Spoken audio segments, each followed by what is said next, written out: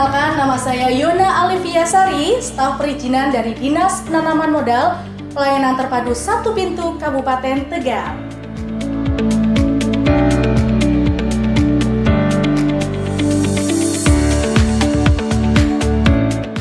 Menganut Undang-Undang Nomor 11 Tahun 2020 tentang Cipta Kerja, yaitu Peraturan Pemerintah Nomor 5 Tahun 2021, mengenai penyelenggaraan perizinan berusaha berbasis resiko. Pelaku usaha dapat mengurus perizinan berusaha secara online melalui website oss.go.id. Proses perizinan berusaha diubah dari berbasis izin menjadi berbasis resiko. Jenis klasifikasi berbasis resiko dibagi menjadi 4 bagian. Yang pertama, resiko rendah. Pelaku usaha cukup mendapatkan NIB saja. Yang kedua, resiko menengah rendah. Pelaku usaha mendapatkan NIB, sertifikat standar, dan pernyataan mandiri. Yang ketiga, resiko menengah tinggi. Pelaku usaha mendapatkan NIB, sertifikat standar, pernyataan mandiri, serta verifikasi dari dinas teknis terkait. Dan yang terakhir, nomor 4, resiko tinggi. Pelaku usaha mendapatkan NIB dan izin sesuai Pasal 15 Ayat 1 Peraturan Pemerintah Nomor 5 Tahun 2021. Ada 3 klasifikasi kegiatan usaha. Yang pertama, tingkat resiko rendah. Yang kedua, tingkat resiko menengah. Dan ketiga, tingkat resiko tinggi. Pelaku usaha yang hendak memulai dan melakukan kegiatan usaha wajib memenuhi persyaratan dasar perizinan berusaha,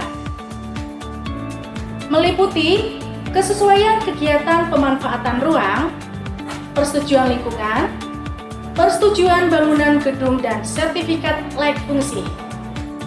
Seluruh proses pengajuan dan penerbitan perizinan berusaha dilayani melalui sistem OSS. Pernyataan di atas dapat disimpulkan yaitu subsistem pelayanan informasi, lalu menuju subsistem perizinan, dan yang terakhir subsistem pengawasan yang dilakukan oleh dinas teknis terkait. Berkas yang perlu dipersiapkan oleh pelaku usaha dalam pengurusan perizinan berusaha yang dibagi menjadi 2 klasifikasi jenis usaha. Yang pertama, jenis usaha perorangan. Pelaku usaha wajib mempersiapkan KTP elektronik, NPWP, dan email aktif. Yang kedua, jenis usaha non-perorangan atau badan usaha atau badan hukum.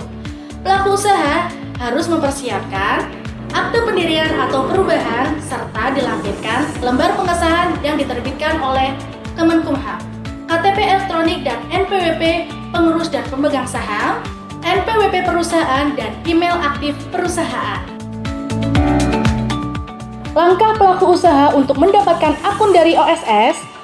Yang pertama, pelaku usaha dapat mengakses secara online melalui website oss.go.id. Yang kedua, pilih daftar.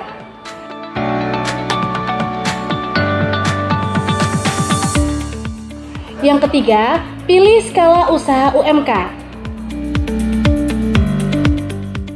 Yang keempat, pilih jenis pelaku usaha UMK.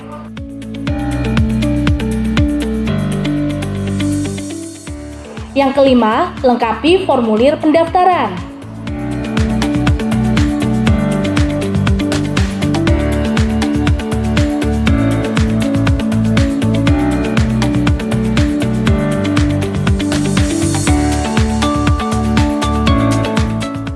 Yang keenam, cek email Anda dan klik tombol aktivasi. Cek email Anda untuk mengetahui username dan password yang sudah dikirimkan oleh OSS. Pendaftaran berhasil. Hak akses Anda siap digunakan untuk masuk ke sistem OSS. Kriteria UMKM berdasarkan modal. Yang pertama, mikro. Setelah adanya Undang-Undang Cipta Kerja, modal usaha di bawah 1 miliar. Yang kedua kecil, 1-5 miliar. Yang ketiga menengah, 5-10 miliar. Dan yang keempat ada besar di atas 10 miliar.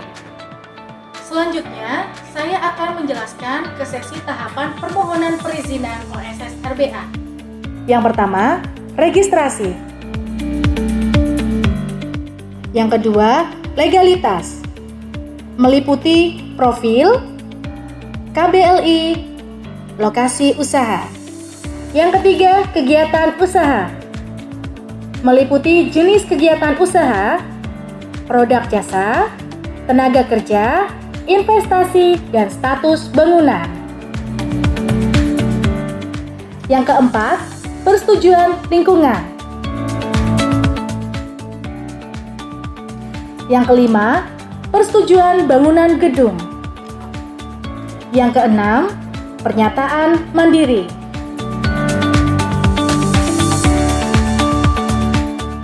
Yang ketujuh, penerbitan.